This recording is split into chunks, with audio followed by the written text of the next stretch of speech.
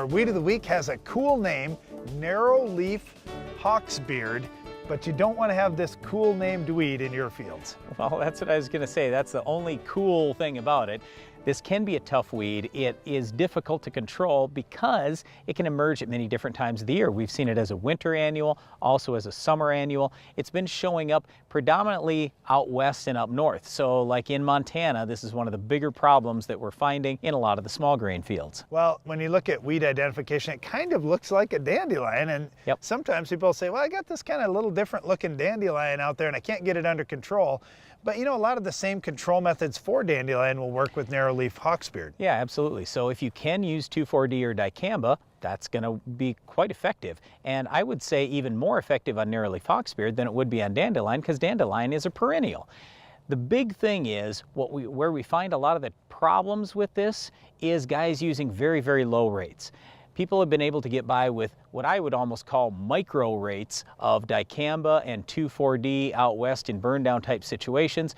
It's not going to cut it with narrowleaf hawksbeard. You've got to up the rate on dicamba and 2,4-D. Well, the other thing is using pre-emerge herbicides, and this is something as you go north and west, sometimes you get on farms where they're just not using pre's, and the pre's could really help. Yeah, so Sharpen has activity, Valor has activity. We've got a lot of products that actually can kill this weed, but again, it's very rate sensitive. You've got to make sure you're using a decent rate. I could say the same thing with Roundup. If you're going to go out there with 8 ounces of Roundup or 12 ounces of Roundup, it's not going to work.